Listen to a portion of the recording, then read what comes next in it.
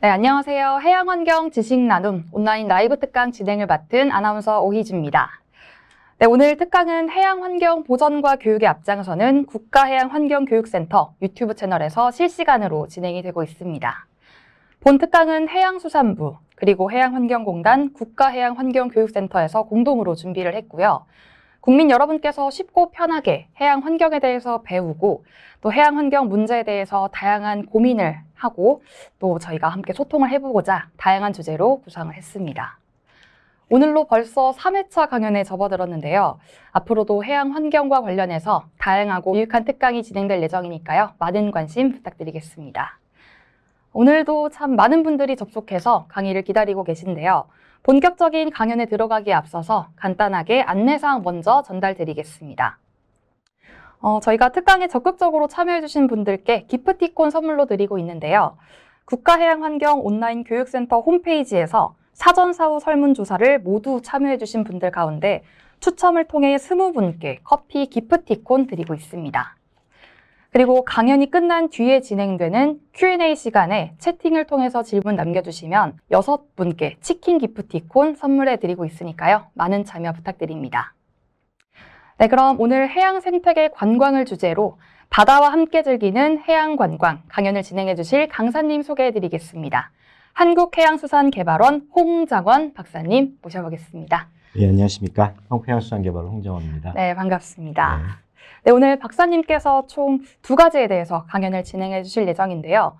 먼저 변화하고 있는 해양 관광 시장의 트렌드, 그리고 해양 레저 관광 시장의 발전 동향에 대해서 강연을 진행해 주시겠습니다.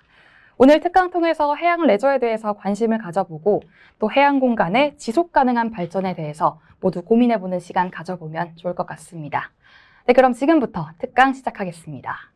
예, 강의 말씀드리도록 하겠습니다. 오늘 제가 말씀드리려는 해양 생태계 관광, 바다와 함께 즐기는 해양 관광이라는 주제입니다. 사실 어찌 보면 바다와 함께 즐긴다 당연한 것 같은데 제가 바다와 함께 즐긴다는 표현을 썼는데요. 사실 우리가 바다라는 것을 얘기하면서 관광을 이야기하지만 늘 보면 바라만 보는 바다인 경우가 많아서 함께 즐기자는 의미를 좀 넣어봤습니다. 그럼 우리 한번 해양을 한번 생각해 보겠습니다. 해양이라고 생각하면 우리는 늘 항만산업, 해운산업, 수산업, 그리고 바닷가에 지어지는 공장들, 뭔가 바다를 통해서 우리가 얻으려고 하는 산업적 생각을 상당히 많이 하고 있습니다. 근데 반면에 저희가 한번 늘 그럼 해양 레저나 해양 관광은 어떻습니까라고 여쭤보면 사실 좀 막연합니다. 왜냐하면 관광을 즐기는 문화가 많은데 반해서 바다에서 뭘 하고 놀았지? 라고 생각을 해보면 그래, 여름철 해수욕장을 즐겼다. 이런 정도의 문화가 있지 해양관광과 레저를 어떻게 즐기냐고 물어보면 참 답변하기가 쉽지 않습니다. 그래서 저는 연구를 하면서 해양관광을 왜 활성화해야 됩니까? 라고 질문한다면 크게 3가지를 말씀드립니다. 첫 번째는 해양에 대한 좀 관심을 좀 가졌으면 좋겠습니다. 그리고 우리가 기존 대부 육상 중심의 문화가 많았다고 한다면 국토의 3면이 바다라고 한다면 새로운 바다는 즐기는 문화를 가졌으면 좋겠습니다. 그리고 마지막은 핵만 해운 산업이 있듯이 새로운 산업을 통해서 연안 지역을 좀 발전하는 수단으로 해양 관광을 좀 봐주셨으면 좋겠습니다. 하는 차원에서 해양 관광을 이야기합니다. 사실 아까 제가 관심이라고 말씀을 드렸는데 호기심이나 관심, 지식 관련해서 바다가 어떻지라고 물어보면 사실은 우리가 흔히 대답하는 건 이렇습니다. 전 지구의 71%가 바다고 바다를 통해서 청색 성장을 합니다. 라고 얘기하는데 어떻게 성장을 할까요? 라고 물어보면 사실 쉽지는 않습니다. 근데 보면 블루그로스를 처음 만든 프랑스에서는 이렇게 얘기를 합니다. 앞으로 해양이 발전되려면 5가지 요인이 있다. 해양 생태계, 해저 광물, 양식, 그다음에 해상 풍력, 그리고 가장 중요한 것은 바다를 즐기는 문화가 중요하다라고 이야기하는데 이들 역시 바다가 즐기는 문화가 없었던 것은 아닙니다. 다만 바다를 통해서 좀 더 해양을 좀 관심을 가졌으면 좋겠다라는 겁니다.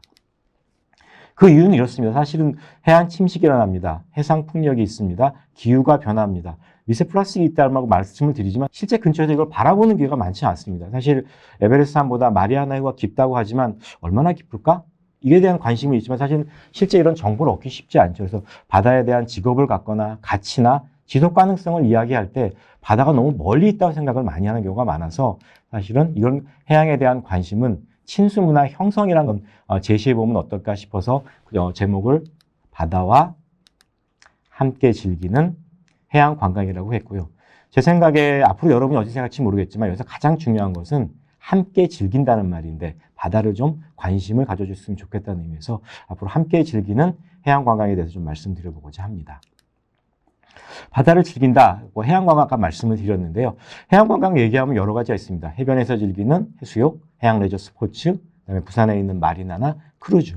제가 그래서 한번 AI를 가지고 부산에 있는 해양 관광 자원도 많고 내용도 많은데 어떠한 모습일까를 한번 AI 딜로 한번 그려봤습니다. 그랬더니 저렇게 크루즈도 나오고 해변에 많은 파라솔도 있고 호텔도 있고 멀리 광안대교도 보이시죠?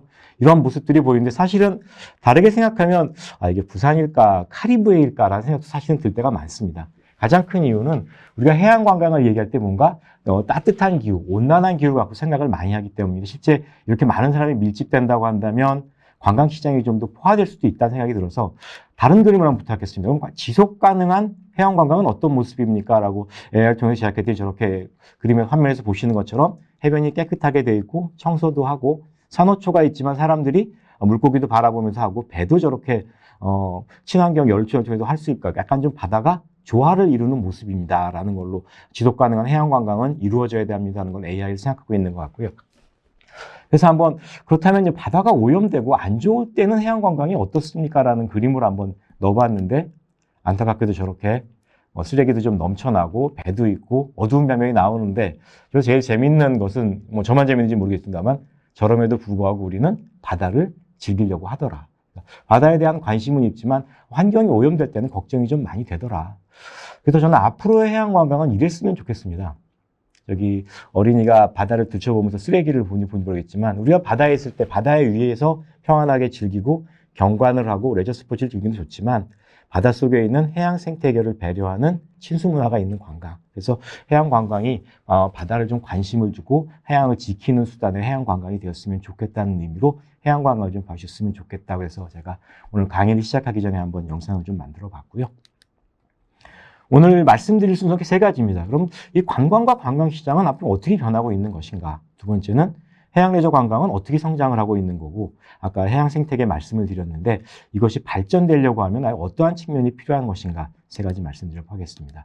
관광과 관광시장 변화입니다. 사실 우리가 관광이란 말을 들었을 때 기분 나빠하는 사람은 아무도 없습니다. 반대로 쓰레기다, 오염이란 말이죠. 그래서 이 관광에 대한 긍정적 심리가 있는 것은 모르겠지만 여러분 모두가 다 어디가 여행을 떠나고 싶어하고 즐기고 싶어하고 그러다 보니까 관광을 영어로 표현하면 투어리즘이라고 씁니다. 그러니까 돌아오다, 내가 어딜 머물다 돌아오다는 의미고요. 저희 같은 한자 문화권에선 빛을 본다, 좋은 것을 보고 온다. 그래서 우리가 사실은 수학여행을 관광처럼 보는 이유도 뭔가 배우고 오기 때문에 그렇다는 측면이 좀 있다고 생각하시면 될 것 같고요.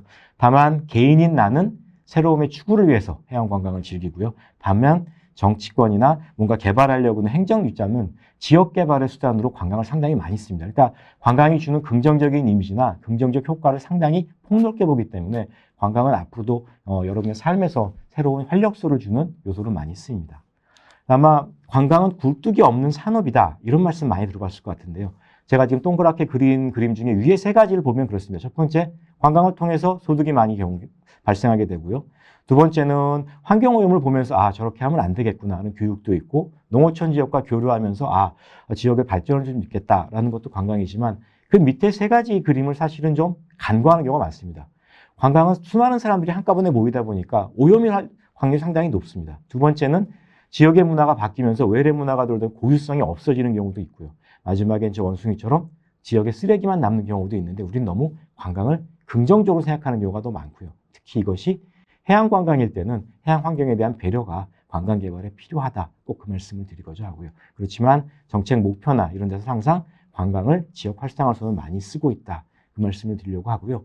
코로나19가 나서부터 좀 변화가 있었는데 첫 번째는 최근에는 오버투어리즘이라는 말 많이 쓰죠. 너무 많이 오다 보니까 좀 그만 와달라. 최근에 아마 스페인 바르셀로나에서 관광객들에게 아마 물총을 쏘는 걸 보신 적이 있는데 좀 지역을 좀 배려해달라. 그런 말씀도 드리고 또 동전의 양면처럼 그럼에도 불구하고 관광객이 좀 많이 와줬으면 좋겠다. 이런 심리가 많아서 관광에 이렇게 긍정적인 측면도 있지만 부정적인 측면을 갖고서 고려해야 되고 특히 자연환경을 바로 접하는 우리 해양관광의 경우는 관광을 통해서 환경이 오염될 수가 있으니 이것을 관리하는 측면도 같이 고민해야 될 것 같습니다. 관광시장의 변화입니다. 코로나19가 많은 변화가 왔다는 건 알고 계실 거고요. 아마 여러분들 동의하시지 모르겠지만 2년 전만 해도 저희가 마스크를 쓰고 밖에를 안 나갔는데 최근에 갑자기 그 10년 동안의 통계가 다시 금방 회복이 됐습니다. 결국 관광이라고 하는 열망이 모두에게 다 있다는 거죠. 그래서 국내도 코로나19 기간 때에는 외국 방문객이 없다가 올해 상반기까지만 해도 벌써 코로나 이전을 회복하고 있어서 역시 관광시장은 다양한 형태를 통해서 사람들에게 긍정심도 주고 지역을 발전시키기 쉽게 되는구나라는 걸 확인할 수 있었고요. 사실 최근에 관광에서 가장 잘 얘기하는 건 트렌드 변화입니다. 얼마나 빨리 변하느냐. 사실 다른 시장과 다르게 관광이 트렌드 변화가 매우 빠릅니다. 왜냐하면 모두 즐기려고 하고 빨리 변하려고 해서 한국관광공사에서 매년 트렌드 조사를 합니다. 그래서 코로나가 있기 전이었던 2018년에 스타트라 해서 영어 조화를 했는데요. 그러니까 스테이피케이션, 당일치기, 텔레그램, 언론, 그다음에 리제네레이션, 그다음에 토러스 유명한 사이트죠. 그러니까 당일치기를 가거나 나 혼자 즐기려고 하는 관광. 그래서 코로나도 계속 변화가 돼서 2020년에 루트라는 단어가 나올 때까지 매년 변화가 되고 있는데 요약을 해보니까 5가지 정도인 것 같아요. 예전에는 여행을 간다고 한다면 시간을 내서 시간을 날 때 장기로 여행을 간다. 최근에는 그런 패턴보다는 여행의 일상화, 나를 한번 즐겨보겠다. 그리고 예전에는 내가 이제 보고 즐기는 거였다면 내가 직접 체험을 한번 해보겠다. 세 번째는 단기 체류형 관광. 세 번째는 소셜 미디어에 확대되다 있다 보니 정보도 교류하지만 내가 가장 좋아하는 최애 장소를 자랑하고 싶어하는 관광. 그리고 마지막에는 여행 상품이 세계화되다 보니까 나는 서핑만 타는 관광을 하러 가겠다. 나는 음식 먹거리만 하겠다. 점점 세분화되어 있다 보니까 해양 관광에서 사실 이러한 전략들에 대해서 주기적으로 검토하는 작업이 좀 필요하다는 생각이 들고요. 사실 관광 시장의 입장에서 해양 관광을 보면 약간 긍정적인 요소도 있고 부정적인 요소도 있는 것 같습니다. 무슨 말씀이냐 하면 여행 시장이 짧고 되다 보니까 사실은 해양 관광은 여름 한철을 하거나 아니면 서울에서 내려오기 상당히 시간이 많이 걸리다 보니까 해양 관광의 패턴도 역시 기존에 있었던 패턴과 좀 달라져야겠다. 그런 생각이 좀 많이 들어서 새로운 전략이 좀 필요하겠다는 게 요즘 관광 전략 쪽에서 이제 고민이기도 합니다. 트렌드 변화는 간단하게 말씀드리면 점점 더 당일 관광이 늘어졌다. 자연을 많이 즐기려고 하더라. 이런 패턴이 좀 많이 생겼고요. 그럼 앞으로는 어떻게 변할 것입니다를 한국문화관광청에서 검토를 했는데 New Era of Trip이라고 하는 긴 말을 썼는데 아까 말씀드렸던 것이 여러 가지였는데 환경과 생각하면 기후변화에 좀 관심을 가졌으면 좋겠다. 창조 환경이 있었으면 좋겠다. 근데 저는 여기서 하나 더 고민하는 게 뭐냐면 최근에 이제 MZ세대를 생각하는 관광이 상당히 많은데 그만큼이나 우리가 배려를 해야 될 것은 시니어 계층에 대한 관광은 어떻게 할 것인가. 사실은 여가 시간이 길어지면서 노년 시기에 관광을 어떻게 즐길 것인가. 그러다 보니까 이제 힐링 여행이라는 단어가 나오고 웰리스라는 단어가 많이 나오게 됐는데 해양 쪽에서도 그래서 해양 치유라는 말이 나왔듯이 한번 해양 휴양이나 환경 문화에서 이런 휴양 관광을 어떻게 할 것인가라는 걸 좀 관심을 좀 트렌드에서 가져야 해양 관광도 시장이 좀 활성화될 것 같다는 생각이 듭니다. 재밌는 표현을 하거든요. 리벤지 트래블링. 보복을 한다? 참 웃긴 표현이기도 한데 사실 보복 관광이란 말이 나온 건 뭐냐면 아까 코로나19 말씀드렸듯이 4, 5년간 억눌렸던 감정을 우리 한번 관광으로 좀 활성화시켜보자. 그래서 리벤지 트래블링을 하다 보니까 갓김 나만의 이색 명소를 찾거나 최근에 해외여행을 많이 가려는 트렌드가 있기 때문에 관광 요소에서도 이렇게 약간 좀 적극적 수요 계층을 찾는 게 필요하지 않을까 싶어서 좀 말씀을 드려봤습니다. 그럼 올 여름 사실은 이제 휴가가 거의 끝나가고 있는데요. 한국관광공사에서 올 여름은 어떻게 바뀔 것입니까? 라고 말씀드렸는데 크게 3가지가 생길 거라고 합니다. 물론 여름이다 보니까 해양 액티비티가 있는 건 당연하고 워터파크가 있는 것도 있고 하지만 이색 체험을 한다? 어떤 의미냐 하면 사실 예전에 다이빙을 하거나 스킨스쿠버를 한다는 게 상당히 어려웠는데 최근에는 프리다이빙이라는 말 넣고 바닷속에서 즐기는 문화가 상당히 많아졌습니다. 반면 예전엔 바다를 즐기려고 한다면 무조건 해수욕장에 간다는 개념이 많았는데 물놀이를 하고 싶다면 요즘은 워터파크를 좀 많이 가죠. 반대로 바다에서 서핑을 하거나 즐기고 싶다고 한다면 해수욕장을 좀 많이 가고요. 그러다 보니까 이용 패턴이 많이 바뀌어서 아마 언론 기사나 해수욕장 객이 감소했습니다라는 말씀을 많이 드릴 것 같아요. 사실 절대적인 숫자가 감소한 것보다는 이용 패턴이 바뀌었다는 걸 좀 관심해 주셨으면 좋겠고 그러다 보니까 해수욕객이 아닌 해수욕장의 공간을 좀 더 다양하게 바뀌는 게 좀 필요하다는 생각이 들고요.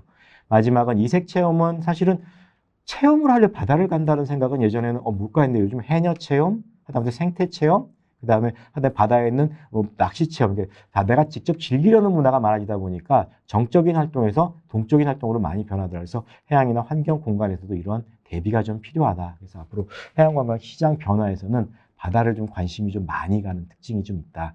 그래서 해양 환경에서도 사실은 대비가 좀 필요한 생각이 들어서 한번 정리를 해봤습니다. 그럼 이제 관광 전반적인 건 그렇고요. 해양 레저 관광은 어떻게 바뀌었을까를 한번 좀 말씀드려보고자 합니다. 세계 관광기구라는 곳이 있습니다. UNWTO라는 곳이 있는데 한 10년 전쯤에 이런 말씀을 했습니다. 전체 관광 시장의 50%가 해양 관광입니다. 맞을까요? 사실 알 수는 없습니다. 왜 알 수 없다고 말씀드리냐면 우리가 사실은 어디까지를 해양관광이라고 말하느냐에 따라서 달라질 것 같습니다. 그러니까 부산을 관광객을 해양관광객이라고 볼 것인지 아니면 해운대에 온 사람만 해양관광객이 볼 것인지. 근데 UNWTO에서는 이렇게 생각을 한 거죠. 앞으로 연안 도시를 발전시키려고 하면 해양관광이 필요하니까 이런 목표 시장을 통해서 전체 관광객은 50%가 필요해. 다만 그럴 때 영문 표현은 저기 서스테이블 마린 투어리즘처럼 지속 가능하게 유지할 수 있는 방법은 어떤 게 있을까? 그런 고민을 해서 해양 환경을 좀 지키면서 해양 관광을 했으면 좋겠다라는 모토를 냈고요. 제가 아까 모두에 말씀드린 블루그로스 역시 연안 지역을 새로 재생하는 수단에서는 해양 관광이 필요합니다라고 얘기해서 10년 전부터 준비를 좀 많이 했습니다. 그 밑에 기사가 하나 보이실 건데요. 미국 레저보트 판매량 14년간 최대. 이게 되게 아이러니한 게 있었습니다. 아까 제가 코로나19 때 전 세계 관광시장이 다 줄어들었다고 말씀을 드렸는데 오히려 재밌게 미국은 리만 브라더스 레저보트 판매량이 14년 최대 늘었어요. 이게 왜 이렇게 됐느냐 하면 코로나19 때는 단체 관광을 하거나 집에서 머물거나 이런 관광이 아니다 보니까 자연을 즐기거나 나만 즐기거나 소소한 레저 스포츠를 즐기는 문화가 늘어나다 보니까 그 채비에 맞춰서 그럼 레저보트 시장하고 연계돼서 있는 관광 상품이 엄청나게 커지고 또 공유경제처럼 소카처럼 레저 렌탈을 해서 내 스스로 배를 쉬는 시장이 커지다 보니까 시장이 갑자기 커진 거죠. 아이러니하게 우리나라를 조선 강국이라고 얘기하지만 사실은 이렇게 레저보트 시장에 있어서는 선진국의 대열에 못 들었는데 사실 좀 아쉽기도 합니다. 우리도 국토의 삼면이 바다가 있고 다양한 해양을 있는 수단인데도 불구하고 사실은 준비가 좀 부족했다 보니까 사실 준비라고 하는 건 여러 가지보다는 저희 스스로의 소비 시장인 것 같아요. 바다를 좀 더 적극적으로 즐기는 문화가 다양하지 않다 보니까 사실은 세계 관광시장 동향에서 조금 더 늦어지지 않았나 싶어서 앞으로는 좀 더 중심으로 관심을 해서 레저 선박 시장을 포함해서 레저를 즐기는 해양 관광 문화를 좀 관심 좀 갖지 필요하지 않을까 싶어서 말씀을 드리고요. 그 다음 그림에서 한번 여러 자료에 나와서 바다를 즐기는 것에 대해서 어떠한 변화가 있었을까를 보면 아까도 잠깐 우리 아나운서님이 말씀했는데 서핑에 대한 문화가 있었어요. 예전에는 5년 전만 해도 사실은 바다에 서핑을 한다는 얘기가 없었는데 검색량에서 계속 서핑이 올라갑니다. 그리고 최근 재밌어진 게 하나는 빠지라는 말이 나왔습니다. 바다의 풍덩, 빠지다라는 말도 빠지지만 우리 해양 쪽에서는 그러니까 바지선을 갖다 해서 바지라고 하는데 바다에 그러니까 빠지 문화라는 게 실정일처럼 바다에 지금 또 가보겠다. 그런 문화가 좀 많이 늘다 보니까 겨울에도 여름에도 해서 새로운 관광성이 느껴서 사실은 코로나19에 레저 스포츠를 즐기고 체험을 즐기는 시장이 커진다고 한다면 아마 해양 관광도 긍정적인 일이 많이 생기지 않을까 싶어서 한번 준비 좀 필요하다는 차원에서 한번 정책 시장 동향에서 트렌드를 좀 말씀을 드려봤습니다. 사실 관광시장이 다양한 데이터를 제시하는 거여서 해양관광시장은 데이터가 많지는 않습니다. 저희 연구원을 중심으로 주기적으로 데이터를 하다 보면 늘 비슷합니다. 해양관광은 여름에 많이 가고 해수욕장이나 해산물 수식을 많이 가고 코로나19는 좀 줄었고요. 이 패턴이 바뀌지 않는 이유는 아무래도 해양 경관이나 이런 것들이 국토의 삼면이 바다가 많기 때문에 있지만 그 위에 활동을 우리가 가르쳐주거나 안내해주거나 즐기는 문화가 많지 않았기 때문인 것 같아요.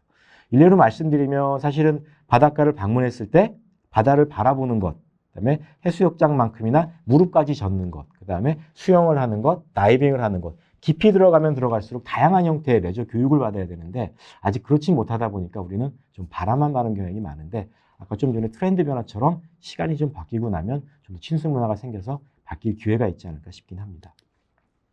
해양관광의 불만족 요소를 한번 저희가 5년 주기로 확인해봤는데 2015년 때 사실 해양관광이 좀 있었던 게는 바가지 문화가 많았고요. 코로나 직전까지는 그거보다 즐기고 싶은데 시간이 많이 부족합니다. 라는 얘기를 했고요. 지난해 조사에서는 다시 비싼 물가가 나왔는데 아무래도 이게 여름철에 많이 방문하시다 보니까 그의 수요에서 약간 좀 수요 대비 이 순간에 이득을 얻는 문화가 많이 바뀌었기 때문에 그렇게 된 것 같은데 어쨌든 간에 저희 정부 측이나 연구소 측이 이런 불편 요인을 좀 해소해서 바다를 좀 많이 가게 하는 게 목적이라고 말씀을 드릴 것 같고요. 산업적 측면에서는 그렇습니다. 사실은 마리나라는 말이 나온 지 한 10년 정도 됐는데 아마 부산에 계신 분들은 아실 거예요. 아마 레저보트를 대신 타거나 이런 시장이었는데 처음에 2016년에 이 업이 처음 났을 때는 56개 정도가 있었고요. 2021년 조사할 때는 200개니까 거의 4배가 늘었어요. 그러니까 최근에 부산에 오면 바다를 간다는 만큼 바다에 대한 열망은 좀 많았던 것 같고요. 지난해 이제 언론 기사를 보면 요트 투어, 수영만 요트 경기장 100만 명 정도가 이용하시다고 하니까 사실은 해수욕장과 비교할 만큼 레저 선박 시장이 많이 커졌다. 그리고 제가 다이빙 시장도 늘었다고 말씀드렸는데 2017년에 한번 300몇 개 있다가 2022년에 900개까지. 그러니까 최근에 프리다이빙이나 이제 바닷속에서 다이빙하는 문화가 많듯이 그러니까 바다를 즐기려는 적극적 수요는 많다. 다만 지금 이제 고민해야 되는 것은 이 수요를 계속 유지하는 것하고 새로운 즐거움을 주는 게 문제인 것 같고요. 크루즈 역시 사실은 얼마 전에 언론 보도에서 부산에 한 번에 크루즈가 4척이 왔다라는 보도가 있는 적이 있습니다. 4척이 오면 얼마나 오지 생각하실 수도 있는데 사실 한 척 정도가 한 3,500명 타니까 그날만 한 12,000에서 15,000명의 외국인이 왔다고 볼 수 있는 거죠. 그래서 사실 이들이 왔었을 때 즐기는 문화를 만드는 게 아마 해양레저 관광에 좀 도움이 될 것 같긴 합니다. 이렇게 긍정적인 말씀을 드리다 보면 해양관광 시장의 잠재성은 점차 커졌다. 이렇게 말씀을 좀 드릴 수 있고요. 반면 이제 언론 기사를 모아보면 잠깐 고민되는 것도 많습니다. 지난해 부산 같은 경우는 아까 말씀드린 해수욕장 이용이 감소했습니다. 사실 감소한 가장 큰 이유는 제가 보기에는 날씨 변화도 있지만 즐길 수 있는 문화 패턴이 바뀌었던 것 같고요. 뭐 부산 지역 같은 경우 뭐 바가지 요금 얘기 있었지만 다양한 특징이 있었고 반면 경상북도 해수욕장은 방문객이 늘었다고 합니다. 특징적인 걸 얘기하면 아까 소규모 개별화 일상을 말씀드렸는데 이제는 많이 사람이 모이는 것보다 작은 곳으로 많이 가다. 그래서 부산도 사실 많이 노력을 하죠. 그래서 광안리 해수욕장 같은 경우는 예전엔 그냥 해수욕장이라고 했겠지만 지금은 서프라이즈, SUP를 탈 수 있는 보트다. 뭐 해양치유를 통해서 바다를 한다. 서핑을 많이 하는 바다. 그래서 해양광 시장이 변화되다 보니까 정부에서 다양한 공간을 좀 많이 바꿔주고 있다. 그래서 아마 정책적 측면에서는 소규모 개발 공간이나 선호가 늘어나고 있어서 관광 시장은 점점 확대될 수 있다. 해양 관광이라는 걸 이렇게 산업적 측면에서 보는 측면이 있죠. 정책적 측면에서 보면 아까 해양 관광이 익숙하지 않고 많다는 말씀을 드렸는데 보고서를 찾아보면 1990년 이전에 해양 관광이라는 표현은 없었습니다. 그냥 해수욕장, 뭐 어촌에서의 바닷가, 연안 관광지. 근데 최근에 해양수산부라는 부처가 생기고요. 해양 환경을 정책하는 부처가 생기다 보니까 해양 레저 스포츠에서 마리나, 크루즈, 수중 레저, 해양 치유까지 또 올해는 해양관광법이라는 것이 생기면서 해양관광을 정부에서는 다양하게 지원하고 있다 보니까 해양관광을 정책적으로 지원하는 측면은 확산이 커진 것 같습니다. 예전에는 해양관광 숫자를 늘린다든지 연안 지역의 경쟁력을 제고시키겠다 그랬는데 올해 들어서부터 최근에는 단순히 이제 머무는 공간이 아니라 해양을 통해서 치유 휴양 공간을 만들겠다. 또 국민들이 많이 즐기게 하겠다. 더군다나 이제 즐기게 하려고 하면 물리적 공간뿐만이 아니라 업이 필요하다 보니까 서비스 산업을 육성하겠다. 그래서 국정과제에서는 해양레저 광국을 도약시키겠다. 그래서 해양광을 발전시킬 수 있는 기회 요인은 상당히 많아진 것 같습니다. 근데 기회 요인이 많아지다 보니까 사실 고민도 있습니다. 한가 뭔가 새로운 정책이 나오다 보면 다양한 부처에서 정책을 더 많이 하려고 합니다. 그래서 국토교통부는 남해안권을 발전하겠다. 문체부는 남부권을 발전시키겠다. 경남과 전남은 남해안 시대를 만들게 돼서 해양에 대한 관심이 상당히 늘어나고 있다 보니까 긍정적 신호도 있지만 사실은 환경을 생각하는 입장이나 약간 지속 가능성을 생각하는 입장에서는 개발에 대한 건 좋은데 개발의 압력이 왔었을 때 또 환경을 어떻게 지킬 것인가 이게 한번 같이 흘러가야 지속 가능한 해양 관광이 지속적으로 발전될 수 있지 않을까 해서 이런 정책에서는 한번 부처 간 협력이나 활성화한 모습 속에 환경도 하나의 주제로 생각을 해야 되지 않을까 싶긴 합니다. 세 번째 꼭지인데요. 그럼 해양 관광을 어떻게 발전시켰으면 좋겠습니까? 라는 질문을 많이 받습니다. 그래서 그 부분에서 가장 중요한 건 그럼 사실 이걸 뭐라고 불러야 되느냐? 해양 산업이냐? 해양 레저 산업이냐? 해양 레저 관광 산업이냐? 여러 가지 산업군이 있는데 과연 우리가 어떻게 개발해야 될 것인가에 대한 고민이 있는데 해양 관광을 얘기할 때 크게 4가지 산업 정도를 얘기합니다. 마리나 산업, 크루즈 산업, 수중 레저 산업, 해양 치유 산업. 모두 다 바다를 배경으로 하는데 단 이것에 대해 개발의 쪽 시각이 있지만 이 공통으로 쓰는 해양 자원을 어떻게 관리하고 환경을 관리할까? 이에 대한 좀 고민은 부족한 것 같아서 첫 번째는 이런 산업이 있었을 때 지속 가능하게 어떻게 성장할 것인가? 라는 얘기. 두 번째는 어쨌든 간에 육상이든 연안이든 물을 쓰다 보니까 해양 내적 공간이나 자원을 어떻게 활용할 것인가. 이 속에서 우리가 개발의 뿐만이 아니라 보존을 어떻게 고민할 것인가 필요하다는 생각이 들고요. 그래서 한번 이 각기 4가지 정책이 있지만 이걸 어떻게 연계할 것인가. 이에 대한 시각이 해양 내적 관광 산업이 현재 아까 말씀드렸던 잠재적 수요가 있지만 발전시키기에는 필요하지 않을까 생각도 해봅니다. 그래서 하지만 기후변화, 뭐 지속가능한 관광, ESG라는 얘기를 많이 합니다. 그래서 기후변화도 그렇고 지속가능한 관광도 하지만 해양관광의 지속가능성은 어떨 것인가, 자연환경의 취한은 어떤가 보면 아직 논의의 초기 단계인 것 같아서 저 같은 연구자뿐만이 아니라 오늘 강의를 들으시는 분도 한번 기후변화로 해양관광을 어떻게 해야 되지? 지속가능한 관광은 있는데 해양관광은 어떨까? ESG 속에서 해양관광은 어떨까? 한번 우리가 이러한 아젠다도 해양과 해양 레저에 대한 관심 인식 전환 속에서 한번 해양 관광을 좀 살펴봤으면 좋겠다는 생각이 들어서 한번 지속 가능한 변화 성장에서는 기본적인 비전은 이러한 3가지 정책하고 아젠다 속에서 한번 해양 관광을 어떻게 융화시킬 것인가 고민을 좀 해야 될 것 같습니다. 지금은 한번 고민거리를 좀 말씀드려보자 합니다. 사실 해수욕장을 개정한다고 얘기하지만 매년 저녁이 되면 쓰레기가 없지 않습니다. 사실 우리가 그 다음 날이면 눕고 즐기는 공간인데 이런 고민이나 제주도 같은 경우는 사실은 예전에 쓰레기를 줍는 관광을 한다? 쥐빙이라는 말을 별로 없었던 것 같아요. 그래서 보면 스스로 국민 스스로 지키려는 관광이 있는 것 같아요. 근데 우리는 너무 바다를 나이브하게 생각하는 경우가 많은 것 같습니다. 사실은 어업활동 공간인데도 먼저 보면 잡으면 되지. 그러다 보니까 어업인들과 갈등이 좀 많이 생기고요.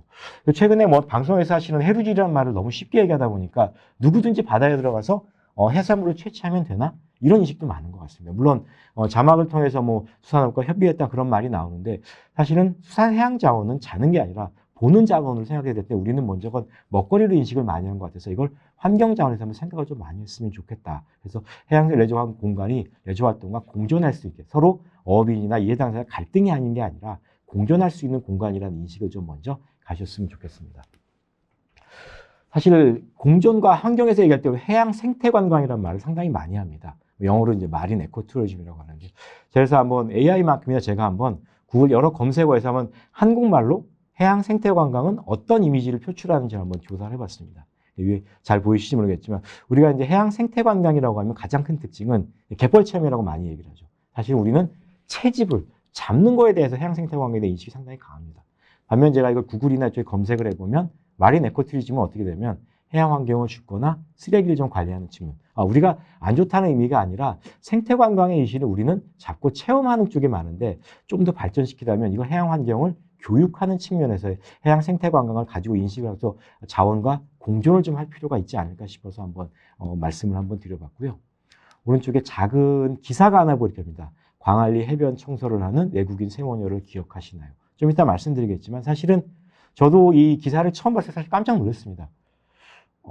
우리가 눈이 오면 집을 쓸거나 쓰레기가 많은데 태풍이 와서 해수욕장에 쓰레기가 많으니까 청소를 하러 가야지. 저도 잘 마음이 잘 안 내는 것 같아요. 근데 이때 이걸 쓰레기를 줍는 모녀를 보고 어떤 분이 SNS에 올리고 4년 만에 다시 만난 내용이에요. 그래서 근데 가장 큰 이유는 이랬다는 겁니다. 내가 있는 방과의 공간인데 이 쓰레기가 다시 바다로 가면 다시 나한테 올 텐데 청소를 하셨다는 말씀을 듣고 저도 해양 관광을 하면서 반성을 좀 많이 해봤습니다. 사실 우리도 하면 저렇게 우리는 늘 바다를 이용하는 공간이지 바다를 보존하는 공간을 생각해 봤을까? 생각이 좀 많이 들었습니다. 그래서 앞으로는 한번 저 모녀 생각처럼 우리가 해양을 약간 함께 즐기는 좀 관광을 해봤으면 좋겠다 싶어서 해양 관광의 이슈를 좀 바꿔봤으면 좋겠다는 생각을 많이 합니다. 그래서 앞으로 해양 관광과 지속 가능한 해양 생태계를 생각했을 때 이슈는 뭐가 있을까 생각해보면 첫 번째는 어쨌든 간에 해양 레저의 대중화인 것 같습니다. 사실 부산에서도 매년 요트 대회를 다 하지만 사실 우리가 그들만의 리그라는 표현을 많이 씁니다. 그런 게 있나? 바다에서 즐기나? 사실 너무 모르기 때문에 그런 인식이 많은 것 같아서 첫 번째는 국민에게 바다를 알리는 수단으로 해양 레저 대중화가 좀 필요하다는 생각이 들고요. 두 번째는 어쨌든 간에 지역을 발전시키는 수단이라고 한다면 해양관광 산업을 좀 육성해서 새로운 서비스 자리를 만들어주는 것도 해양관광의 역할이라고 생각합니다. 세 번째는 공간이 변하고 침식이 많이 되고 퇴해가 된다고 한다면 이 해변 공간을 지속 가능하게 이용할 수 있는 것, 해수욕장이 아니고 어장이 아니고 국민이 환경을 뵐 수 있는 공간으로 한번 바꿀 수 있는 것도 해양관광의 성장 이슈라고 생각합니다. 그리고 사실은 아까 소개해드렸던 모녀처럼 가장 중요한 것은 바다를 지키려는 마음. 이건 우리가 계속 변화되는 화양경 속에서 해양환경을 지키면서 친수문화를 육성하는 것. 그래서 저 네 가지 중에 물론 정책 목표에서는 해양관광 산업이 육성합니다라고 말할 수 있겠지만 어쨌든 간에 지속 가능성이나 우리가 계속 바다를 활용한다면 저는 해양 레저 친수문화를 지키는 게 해양관광뿐만이 아니라 우리 해양 생태계를 지키는 것이 아닌가 싶습니다. 그래서 첫 번째 가장 중요한 건 친수문화 측면에서는 편견과 갈등이 너무 많은 것 같습니다. 바다를 바라보는 어업인 입장, 항해 입장. 사실은 공간이 바뀌거나 서로 갈등할 것이 아니라 안전을 지키려는 공간, 쓰레기를 버리는 공간이 아니라 그래서 저는 저 친수 문화가 생겼을 때 해양 레저 산업이 발전될 수 있을 것 같아서 첫 번째는 어쨌든 간에 물리적으로 바다에 가면 위험한 거 아니야?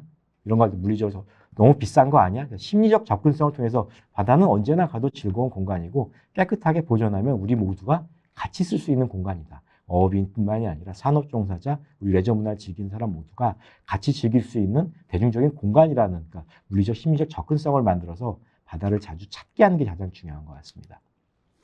사실 안타까운 것도 있습니다. 지난해 다대포 해수욕장에 녹저가 왔을 때 한번 바다를 좀 촬영을 하러 가봤습니다. 근데 저 보시겠지만 수영 금지 팻말이 딱 있는데 바다를 즐기시는 분이 많습니다. 두 가지였던 것 같아요. 사실은 이럴 때는 바다를 즐기고 즐기지 말아야 되는 인식이 없었던 게 하나인 것 같고요. 그럼에도 불구하고 내가 바다를 왔는데 바다를 즐기고 싶은 열망이 있었던 거. 그래서 반대로 말씀드리면 이렇게 됐었을 때는 어떻게 바다를 이용하고 가면 되지 않고, 외국 같은 경우 그래서 해수욕장이라는 것은 매수를 조사를 합니다. 그래서 오늘 가면 좋은 바다, 오늘 파도가 좋은 바다 이렇듯이 정보를 좀 줘서 우리가 쓰레기도 같이 줍고 관광을 하려는 공간, 그래서 해양을 이용할 수 있는 해양 환경에 대한 인식을 통해서 바다를 잘 즐길 수 있게 그런 공간 쪽 전환을 해주는 것도 해양레저 관광의 인식이 좀 중요하다는 생각이 좀 들었고요.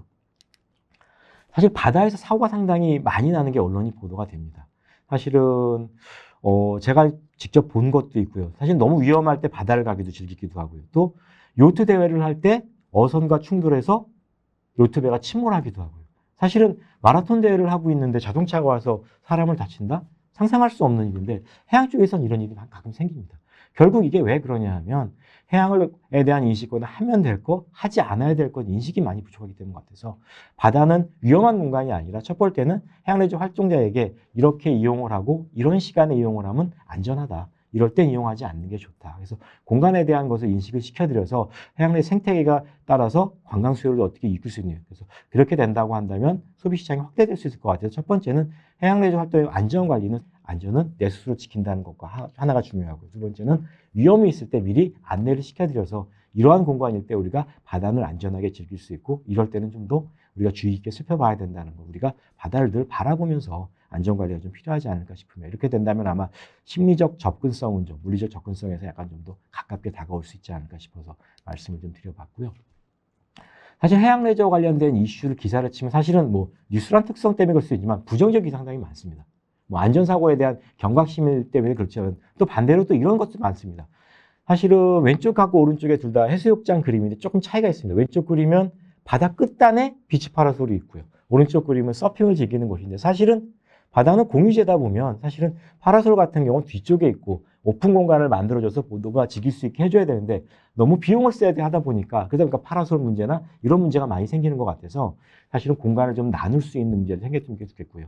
두 번째는 그러다 보니까 올해 해운대 같은 경우는 뭐 머슬 비치를 만들다든지 해수욕장 서핑 공간을 확대하든지 공간을 많이 변해주려 있다 시도가 많다고 생각이 듭니다. 그래서 여기서 드리고 싶은 말씀은 뭐냐면, 전통적인 활동이 있고 신규 활동이 있다고 한다면 아까 트렌드 변화가 제가 자주 있다고 말씀을 드렸는데, 공간의 시간의 흐름에 따라서 공간을 좀 바꿔줘서 레저 활동을 즐길 수 있는 공간과 문화를 지역에다 나눠주는 게 좀 필요하지 않을까 싶어. 그러다 보면은 부정적인 내용보다 언론 홍보할 수 있는 내용들, 기사가 더 많이 나오지 않을까 싶어서 말씀 좀 드려봤습니다.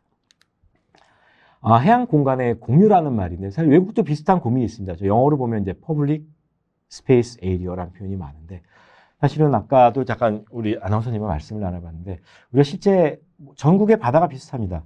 바닷물을 어디서 많이 만져볼 수 있는 말씀드려보면 사실 해수욕장을 제외하고는 바다를 만질 수 있는 공간이 많지 않습니다. 어장이어서 공장이어서 항만이어서, 그러다 보니까 외국도 비슷하게 요 퍼블릭 오픈 스페이스를 만들어서 바다를 좀 열어줘야 사람들이 좀 바다를 가고 바다를 이해한다. 그런 말씀을 좀 많이 드리고 있는데요. 그래서 사례 그림들은 이런 것들입니다. 사실은 예전에 창고였던 것을 지역 카페로 만들거나, 심지어는 컨테이너 시설이 많았던 공간을 주민들을 연들어서 컨테이너 공간 겸 책을 읽는 공간으로 바꿔준 경우도 많습니다. 전부 바다 끝단에서 바다를 즐길 수 있게 하고요. 또 노르웨이 같은 지역은 연안유역선 터미널 옆에다가 일부러 해변을 만들어 놉니다. 바다를 좀 더 즐길 수 있으라고. 그래서 바다가 늘 멀리 있는 게 아니고 바다는 철망으로 닫힌 공간이 아니라 간이 갈 수 있다. 그리고 우리가 같이 즐길 수 있다. 서로 공간을 나누는 게 아니다. 그래서 바다를 늘 접근할 수 있다는 인식을 주기 위해서 저런 활동을 많이 하고 있다 보니까 우리 역시 이제는 바다를 좀 더 열어줘서 국민들이 바다는 멀리 있는 게 아니고 여름철에만 이용하는 게 아니라 내 주변에 갈 수 있는 공간이다. 이런 게 좀 필요하다는 생각이 들고요. 정책적으로는 그렇습니다. 사실 아까 트렌드를 말씀드렸듯이 뭐 융합관광, 중저리가 MG, 불편함, 뭐 지역관광, 슬로우 텔이 있다고 했는데 여지껏의 관광정책은 이것을 전부 나누어서 했었는데 올해 해양관광진흥법이 만들어보니까 통합은 될 것 같습니다. 그래서 긍정적인 신호인데, 다만 이런 관광에서 고민할 것은 아까 산업육성이라는 건 말씀을 드렸는데 친수문화를 만드는 것 하나, 해양관광 자원을 개발하는데 개발적 시각이 아니라 이걸 지속가능의 환경보전하고 같이 이야기해서 우리가 해양관광을 좀 관리하자.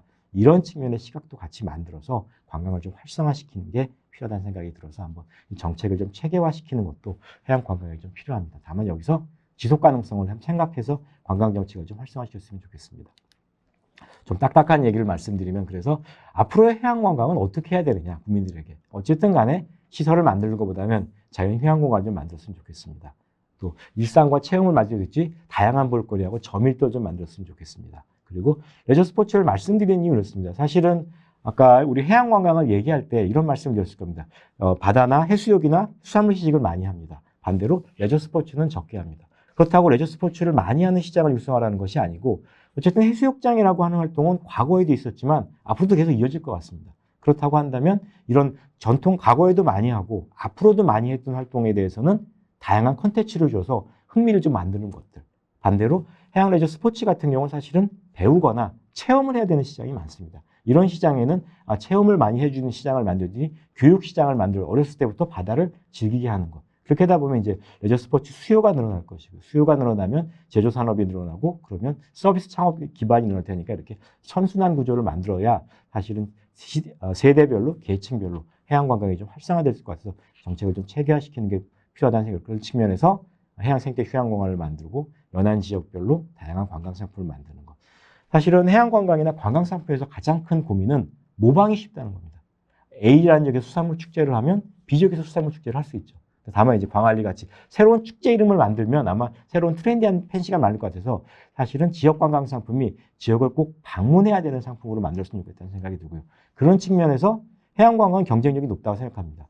해역별로 각기 다른 조건을 가지고 있다 보니까 그 해역에 맞춰서 지역에 있는 자원을 컨텐츠하고 유기적으로 연계시키는 것. 그리고 교육이 좀 많이 필요하고 그다음에 마지막으로 아까 제가 통계라는 얘기죠. 연구를 하다 보니까 그런 말씀을 많이 드리는데 과연 얼마나 자주 바뀌고 있는지 국민은 어떤 것을 좋아하시는지 또 단순히 어느 지역에 와서 얼마를 썼다가 중요한 것이 아니라 어느 지역에 와서 어떤 것이 불편하셨다는 걸 먼저 아는 게 좀 필요한 것 같습니다. 그렇게 통해서 새로운 불편 요소를 해결한다면 해양관광이 좀 더 발전할 수 있지 않을까 싶어서 한번 정책의 체계화에서는 저런 것이 좀 필요하다는 생각이 좀 들었습니다. 다음은 해양레저 관광 활성화 방안인데요. 사실은 제가 이 내용은 제가 한 10몇 년부터 과연 계속 똑같은 내용을 반복합니다. 왜냐하면 해양레저 관광의 활성화가 산업 생태계만 있어야 된 것도 아니고 반대로 친수문화만 있다고 되는 건 아닌 것 같습니다. 지금 두 가지가 같이 융합이 돼야 되는데 제가 밑에 있는 그림 네 가지만 설명드리면 호주나 이쪽에서 보면은 테커라는 프로그램이 있습니다. 키드, 보트, 펀. 어렸을 때부터 배를 타다 보면 즐거움이 생긴다. 그래서 어렸을 때부터 바다를 좀 많이 보냈으면 좋겠다. 그런 친수문화를 육성하려고 하고요. 미국에서는 사실 웰컴 투 더 와터라는 표현을 씁니다. 바다에 오는 건 항상 환영입니다. 그래서 이런 구명조끼만 입고 바다에 오면 생존 수영 이런 게 아니라 언제든지 바다는 여러분에게 열려 있습니다. 라는 말을 많이 하고요. 이탈리아에서는 스위트시라고 합니다. 저거는 실내에 있는 공간을 바꿔서 요트 타는 건데 바다는 언제나 달콤하다. 그리고 마지막은 제가 오늘 박물관에 갔다가 사진 건데 첫 번째는 사실 어린이들이 먹는 걸 좋아하다 보니까 지역에서 요리사가 오셔갖고 수산물로 요리를 많이 해주세요. 그리고 오후가 되면 어업인이 오셔가지고 설명을 합니다. 너희들이 아까 봤던 물고기는 이분이 잡으신 거고 이 물고기는 요만한 사이즈인데 이건 잡으면 되고 이건 언제 잡으면 되지 않아.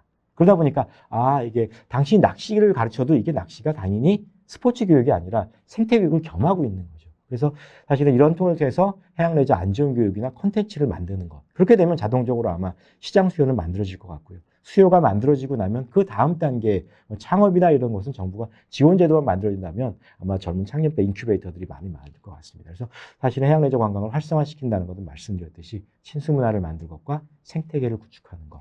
이게 같이 연계되지 않으면 쉽게 만들어지지 않는다. 그 말씀을 좀 드리려고 하고요. 그래서 마무리 말씀 정도가 될 것 같은데요. 그래서 저한테 누가 이러면 해양레저 산업은 육성이 중요합니까? 물어보면 전 이거보다는 해양레저를 대중화하는 게 중요하다는 말씀드립니다. 그러니까 바다를 좀 더 많이 만들어줘야 산업이 육성된다고 말씀을 드리고요. 그럼 해양레저 산업 대중화보다 중요한 게 뭘까라고 말씀드리면 친수문화가 확산이 된다. 사실은 문화가 하루아침에 만들어지진 않습니다. 그래도 바다를 자꾸 찾고 오늘 바다는 어떻지? 해운대 바다는 어떻지? 오늘 태풍이 오면 바다가 어떻게 관리해야 되지? 이런 친수문화를 좀 만들 수 있어서 우리가 바다에 관심을 많이 갖다 보면 바다가 이러다 보니까 항만산업이 이렇게 되고 수산업도 이렇게 연계될 수 있겠구나. 요새 생태계가 중요하구나. 그래서 친수문화의 확산이 주다고 생각이 되고요.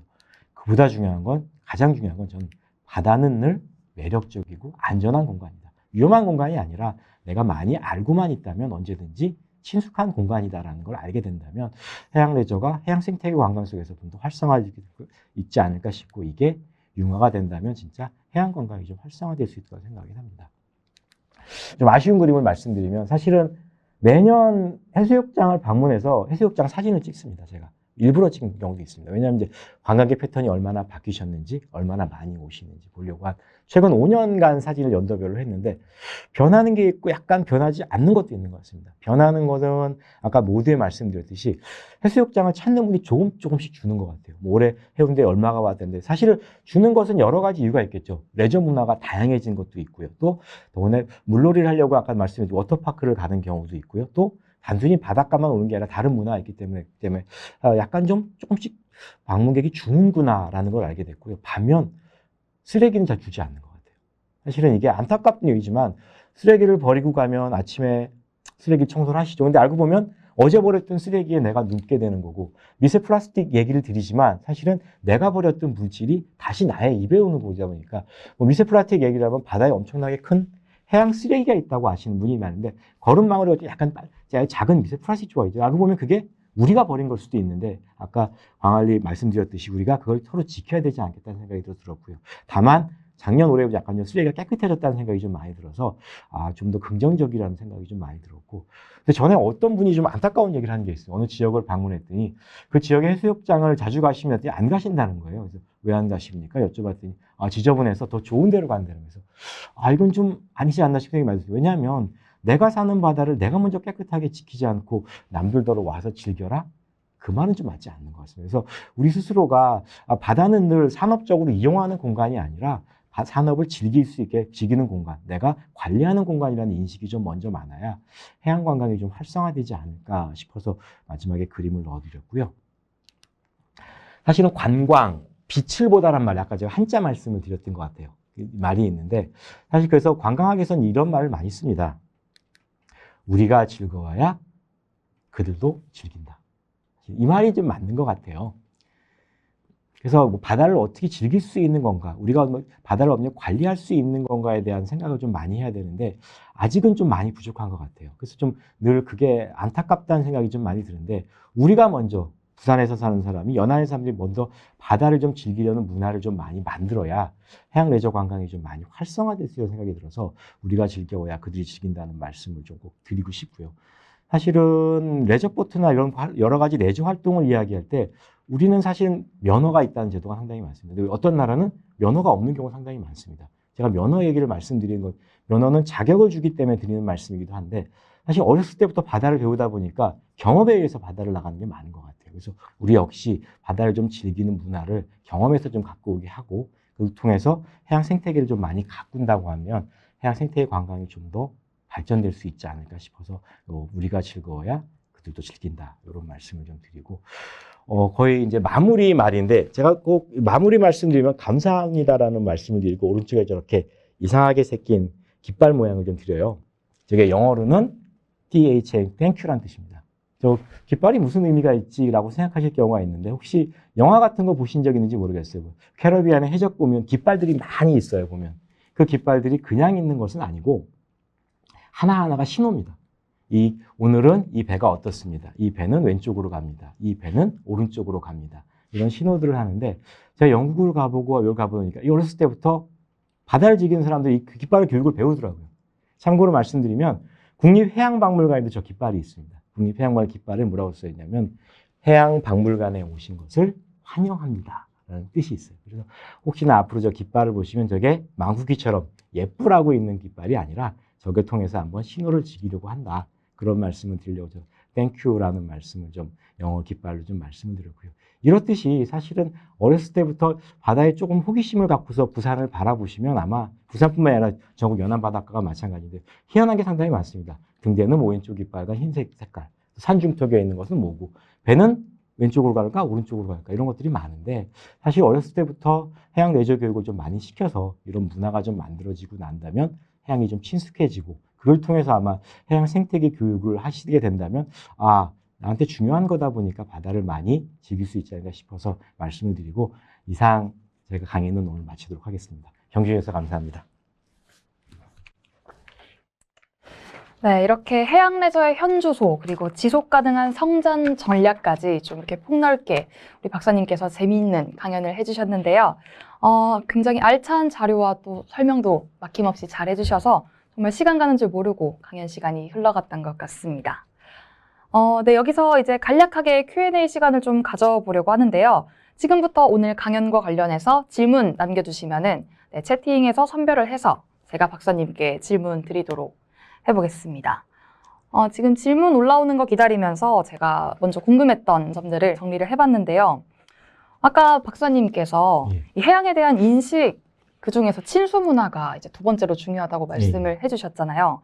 그럼 친수 문화 확산을 위해서는 좀 구체적으로 어떠한 방안이 있을까요?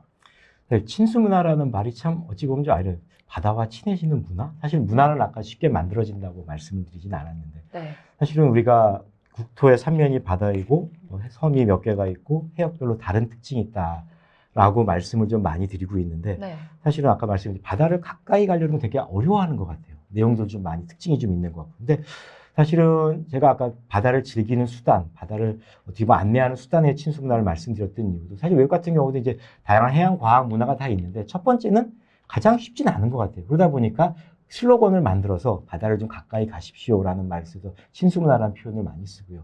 좀 안타깝다라는 말씀이 맞는지 모르겠지만 사실 생존 수영 이런 말 상당히 많이 씁니다. 왜냐하면 이제 안타까운데 생존을 위해서 수영을 배워야 된다? 좀 저는 아이러니한 것 같아요. 그거밖에 아니라 바다를 즐기기 위한 수영이요. 친수 수영 이런 말을 좀 많이 썼으면 좋겠다는 생각이 들어서 말씀을 드렸고요. 네. 그래서 어렸을 때부터 바다를 좀 즐기게 하고 자주 하게 가고 약간 좀 기왕에 똑같은 레저 스포츠를 할 때도 해양 레저를 가르치는 이유는 뭐고 바다를 우리가 왜 지켜야 되고 그런 형태에서 흘러간다면 친수 문화가 좀 더 가깝게 다가오지 않을까 싶어서 말씀을 좀 드려봤습니다.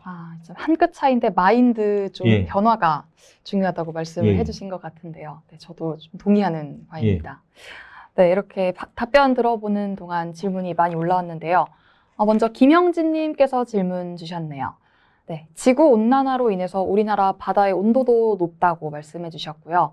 기후변화에 대처하면서 지속가능한 해양관광의 블루오션은 점점 줄어들 텐데 이에 대해서 구체적으로 미래지향적인 견해를 부탁드립니다. 라고 먼저 말씀을 드렸습니다. 그리고 추가적으로 다양하면서도 사계절 내내 할 수 있는 해양 스포츠, 또 3면 바다를 모두 운행할 수 있는 연안 크루즈선 운항을 추천드린다고 추가적으로 말씀해 주셨네요. 사실은 기후변화 말씀을 드리면 사실은 기후변화가 약간 좀 고민이 되는 것 중에 하나는 천천히 오지만 결국은 온다는 거죠. 그러다 보니까 사실은 못 느끼는 체감이 많은 것 같아요. 네. 바다에서 산호가 갑자기 생기고 온난화가 되고 그래서 해양관광이 기후변화의 블루오션이냐 레드오션이냐 의미가 있는데 사실은 이거를 이용하는 방법에 따라 다른 것 같아요. 질문하신 말 답변이 될지 모르겠지만 그래서 저는 해양관광을 이 기회에 환경과를 교육시키는 공간을 이익시키고 좀 더 버퍼링을 주는 기회를 좀 많이 삼았으면 좋겠다는 생각이 들고요. 아까 연안 유람선이나 여객선 말씀을 많이 하셨죠. 저도 동의하는 바입니다. 사실은 바다에 가끔 편견 중에 하나는 이런 겁니다. 타보진 않았지만 배는 이게 멀미를 하는 건 아닌가? 그런 고민이 상당히 많아요. 근데 네. 사실 이런 이유는 뭐냐면 외국 같은 경우는 가장 좁고 아름다운 날 어린이들에게 바다를 경험하게 시킨다고 합니다. 그래서 좋은 추억을 많이 갖고 얘기해요. 근데 우리는 TV나 이런 거 보면 멀미하는 거 아니야? 이 얘기를 먼저 해요. 그러다 보니까 좀 더 멀리하는 것 같아서 사실은 그런 긍정 이미지를 많이 심어주는 것도 언론이나 홍보의 일이가 싶어서 그런 것 중에서 레저 스포츠 바다를 지키는 것과 여러 유람선도 마찬가지로 약간 좀 더 현대화 깨끗하게 그렸으면 좋겠다는 생각이 좀 많이 듭니다. 네, 이어서 두 번째 질문은 유선옥님께서 주셨습니다. 네, 바다의 관광 산업이 가장 잘 되어 있는 나라는 어느 나라냐고 질문 주셨고요. 두 번째로 요즘 폭염 때문에 오히려 바다에 가지 않는 경우가 많은데 이에 대해서 해결책이 있는지도 질문 주셨습니다. 진짜 어려운 말씀인 것 같아요. 사실은 좀 다른 말씀을 좀 먼저 드리면 사실은 이런 비교를 한 적이 있어요. 우리나라의 해양 경쟁력은 얼마입니까? 하면서 외국하고 비교한 적이 있었어요.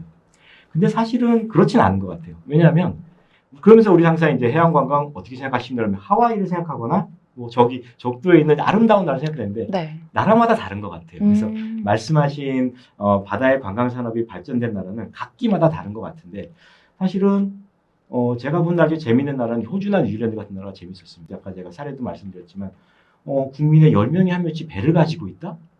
사실 이거 상당히 재미있는 것 같아요. 그리고 그러다 보니까 사계절 바다를 즐기고 일주일에 한 번은 바다에 나가는 거야. 이런 거를 많이 얘기하는 것 같아요. 그러다 보니까 사실은 그런 문화를 좀 즐길 수 있는 게 사계절 다양하게 있는 게 좀 필요하다는 생각이 들어서 바다를 즐길 수 있는 건 그런 문화에서부터 첫 번째 질문에 답이 되는 것 같긴 모르겠습니다. 네, 그리고 유진용님께서도 질문 주셨네요. 네, 우리나라의 경우 해양 관광이 여름에 즐긴다라는 고정관념이 있고 또 즐길 수 있는 문화도 여름에 국한되어 있는데 여름 이외에도 겨울이나 봄, 가을에도 해양 관광을 즐길 수 있는 좋은 사례가 있는지 질문 주셨습니다. 사실 이게 약간의 편견이 있는 것 같습니다. 편견이란 말씀은 어떻게 하면 해양 관광은 여름에 가야지라고 얘기를 하는데 네. 두 가지 측면에서의 고민이 있는 것 같아요. 왜냐하면 사실은 질문하신 분이 이제 자녀분이 계신지는 모르겠는데 사실 우리나라의 여름 휴가 기간, 모든 어린이의 휴가 기간은 7월 말 8월 초에 학원 방학 기간입니다. 그렇죠. 네. 그러다 보니까 여름에 많이 가게 되는 것 같아요. 제가 보기에는. 그게 또 하나가 있고요. 사실은 여름에 해양 관광을 많이 갔지만 어떤 입장에는 이런 입장이 있습니다.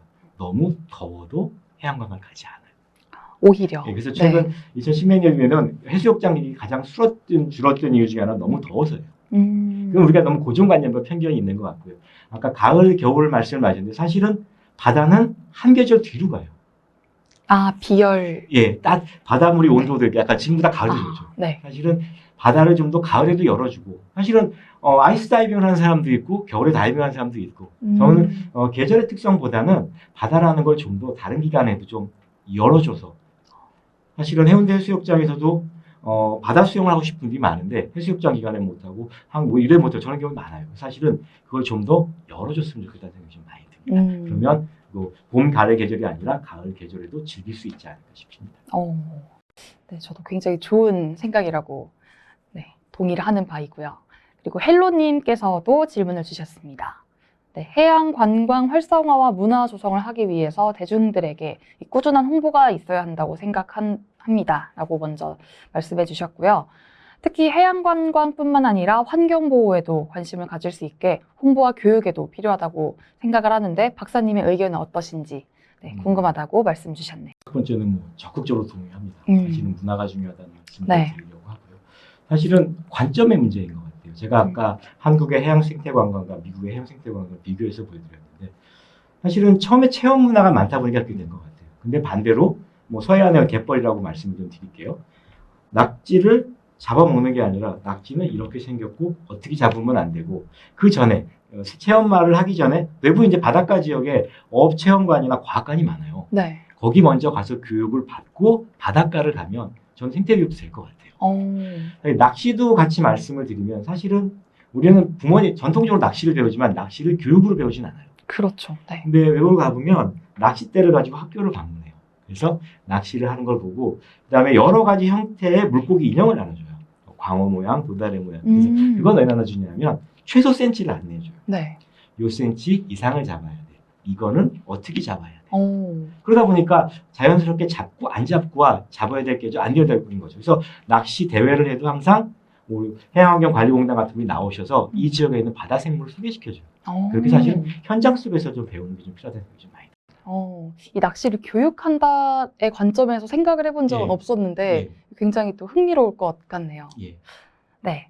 그리고 또 임성훈님께서도 질문 주셨습니다. 네, 해양 생태계 관광 활성화를 위해서는 기존 지역 주민, 예를 들면 어업인과 동의나 협의 등이 우선되어야 하는 어려움이 있다고 생각을 하시고 계시고요. 또 외국의 경우에는 기존 지역 주민과 상생을 해서 해양 생태 관광 산업화에 성공한 사례가 있으면 소개 부탁드린다고 질문 주셨습니다. 첫 번째는 사실은 되게 어려운 것 같습니다. 왜냐하면 바다의 주인이 누구냐라고 말하면 상상이 다르죠. 저는 모든 분들이 이해 당사자인 것 같아요. 네. 그렇다고 우리가 생업할 때 있는 공간에서 함부로 노는 것도 아니고 사실은 공간의 관리가 필요한 것 같습니다. 갈 수 있는 공간, 가지 말아야 될 공간, 그리고 우리가 어업인은 존중해야 될 공간, 레저인은 존중해야 될 공간, 그런 문화가 좀 만들어져야 될 것 같은데 이건 좀 오래 걸릴 것 같다는 생각이 들고요. 해양 생태 관광의 사례는 독일이나 북유럽 지역에 가면 많습니다. 아까 말씀드렸듯이 처음에 가면 바닷가에 있는 갯벌센터에서 교육을 받고 채집이 아니라 관찰을 하고 일기를 쓰고 하는 경우가 그래서 사실은 각 나라마다 생태 관광을 즐기는 문화는 다른데 우리는 우리 문화가 잘못됐다는 표현은 아니고 우리는 채집이나 이런 다이나믹한 걸 즐기다 보니까 이렇게 된 거고 교육을 즐기는 문화가 특징이 된 다르다는 생각이 들고요. 그래서 사례는 많고 사실 우리가 이걸 환경교육으로 심지어 하와이 지역은 해수욕장을 방문하기 전에 해양생태관에서 해양생태들 교육을 받고 바다에 가는 적도 있습니다. 교육적 관점이 좀 많이 필요한 것 같습니다. 네, 다음으로 정의간당님 질문입니다. 네, 올해 해파리로 해수욕장 찾는 사람들이 줄어들었다고 합니다. 네, 발빠르게 해파리가 들어오지 않게 해저 스포츠를 즐기는 것으로 대처를 하고 있다고 말씀 주셨고요. 또 생각보다 비싼 금액의 스포츠를 즐기기가 힘든데 대중화가 되려면 금액이 조금 낮아져야 된다. 이에 대해서 어떻게 생각하시는지 질문을 먼저 주셨고요. 또 맨발 걷기를 많이 하시고 줍기도 많이 하시던데 이 문화를 친수 문화로 잘 잡히면 좋겠다고 의견까지 함께 주셨네요. 처음에 말씀은 저도 공감하는 몇 가지가 대중화 네. 말씀을 드리는데 이건 결국 시장 수요의 문제인 것 같아요. 여름철 바가지 상온이 많은 것도 맞는데 사실 이거는 해양관광 서비스 제공자 입장에서 한철 장사라는 인식이 많기 때문에 그런데 네, 이 대안은 제가 보기엔 이런 것 같습니다. 사실은 우리 대부분의 수요가 사실 수도권에 많죠. 그다음에 바닷가 지역에 있는 주민이 먼저 바다를 자주 즐기다 보면 수요를 좀 평준화시킬 수 있을 것 같아요. 그러다 보면 바다 주민이 즐기는 걸 보고 비용이 좀 낮춰서 싸게 즐길 수 있겠구나. 저렴할 수 있게 필요하고 일정 부분은 교육 속에서 만들어지는 게 좀 필요한 것 같습니다. 교육을 통해서 만들어지는 게 필요할 것 같고요. 아까 마지막 맨발 걷기는 사실은 해양치유라는 걸 좀 소개시켜드리고 싶어요. 최근에 정부에서 해양치유 산업이라는 걸 육성을 많이 하려고 하는데 네. 사실은 해양치유가 뭐냐고 물어보면 제가 강의 가서 어디 바다를 치유하는 것, 환경을 정비하는 것 이렇게 이해하시는 분이 많아요. 근데 이걸 산림치유라고 같이 말씀드리면 바다를 통해서 유익한 효능을 얻는 거구나라는 건데 사실 그 질문이 맞다는 생각도 들었어요. 어떤 의미냐면 바다가 깨끗해야 아까 말씀하신 대로 맨발로 걷을 수도 있고 산책할 수 있는 것 같아요. 네. 그래서 해양 레저 스포츠도 중요하지만 바닷가 지역은 해양 치유를 통해서 한번 공간을 정비하면 아마 관광도 즐길 수 있고 즐길 수 있다는 생각이 좀 많이 들어서 그런 것들이 좀 고민이 좀 많이 했으면 좋겠다는 생각이 들고 정부는 좀 많이 노력을 하고 있습니다. 네. 그렇군요. 네, 이제 시간 관계상 마지막 질문 하나 더 받고 마무리해 보겠습니다. 네, 그레이스 C 님의 질문이고요. 네, K 문화로 전 세계의 문화를 이끌어가는 우리나라는 초고령 사회를 진입하는 입장에서 시니어들을 위한 해양 산업은 어떤 것들이 있는지, 또 국가가 이 부분에 대해서 개발 프로그램을 준비하고 있는지 이 부분에 대해서 궁금하다고 마지막 질문 주셨습니다. 이 질문이 좀 전에 말씀드렸던 해양 치유하고 약간 연계가 되는 것 같아요. 네. 그러니까 정부에서 해양 산업으로 해양 치유 산업이라는 걸 이제 육성해드린 말씀 좀 더 디테일하게 말씀드리면 해양 치유 휴양 산업이라는 표현을 많이 쓰는데 뭐 여러 가지 목적이 있습니다. 첫 번째는 해양 쪽에 신산업을 발굴하자는 목적도 하나 있었고요. 두 번째는 초고령화 사회가 되다 보니까 저는 웰리스 관광이라는 말씀 많이 들어보셨어요. 네. 고령 친화 산업이라는 말씀드렸어요. 그러니까 의료 비용이 많이 들게 되니까 의료 비용이 가기 전에 사실은 건강을 지킬 수 있게 프로그램을 만들어서 제공하자라는 게 웰리스 관광이라는 표현이 나왔고요. 이걸 바다로 끌고 왔을 때 저희가 해양 치유 관광이라고 하는데 특히 도시 지역보다 바닷가 지역은 사실은 의료 서비스를 뵙기가 상당히 어렵죠. 그렇죠. 그러다 보니까 해양 치유 자원을 좀 더 많이 관리해서 해서 의료분들이 병원에 가시기 전까지에 치유를 좀 할 수 있자. 그래서 해양 치유 관광이나 해양 치유 프로그램을 만들고 있고요. 좀 더 설명을 드리면 그래서 정부에서 최근에는 네 가지 정도 해양 치유 센터를 만들고 있어요. 완도는 개정을 했고요. 그다음에 충남 태안, 경남 고성, 경북 울진에 치유센터를 만들어가지고 치유 프로그램을 제공해서 지역 주민들도 복지를 이용을 하고 또 외부 사람들이 왔을 때 좀 더 머물면서 지키게 하는 것. 그게 저는 환경도 지키고 해양치유 자문하고 뭐 해양 바이오 산업까지 연계될 수 있다는 생각이 들어서 해양치유 휴양관광 프로그램이 만들어져 있고 지금 도입기에 있다는 말씀을 드리고 싶고요. 완도에 한번 가보시면 지역 주민뿐만이 아니라 외국분들이 많이 즐기고 있어서 한번 시간 되시 월사시는 면 거주 좋겠고 부산 지역에서는 해수욕장에서 피트니스를 해양치유 프로그램을 현재 부산관광에서 운영을 하고 있으니까 그렇죠. 한번 정리하시면 좋겠다는 생각이 듭니다. 네, 오늘 이렇게 또 재밌고 유익한 강의 진행해 주신 덕분에 질문이 정말 많이 올라왔는데요. 네, 다시 한번 대단히 감사드린다는 말씀 전해드리면서 오프닝 때 제가 간단히 말씀드렸던 것처럼 사전 사후 설문조사에 모두 참여를 해주시면 저희가 추첨을 통해서 20분께 스타벅스 아메리카노 기프티콘 드리고 있습니다. 네, 설문조사는 채팅창 상단에 띄워드리는 링크 혹은 라이브 종료 후에 뜨는 화면 속에 QR코드가 있습니다. 그쪽으로 접속을 하셔서 나의 강의실에서 진행을 해주시면 되고요. 내일 오후 1시 이후부터 일주일 동안 참여 가능하니까요. 잊지 말고 많은 참여 부탁드립니다. 네, 끝으로 다음 강연은 8월 29일 목요일 오후 8시에 해상 실크로드와 문명의 교류라는 주제로 서강대학교 강희정 교수님의 특강이 진행될 예정입니다. 4회차 특강부터는 신청 접수를 받고 있으니까요. 여러분의 많은 참여 부탁드리겠습니다. 네, 지금까지 시청해주신 여러분 감사합니다. 감사합니다.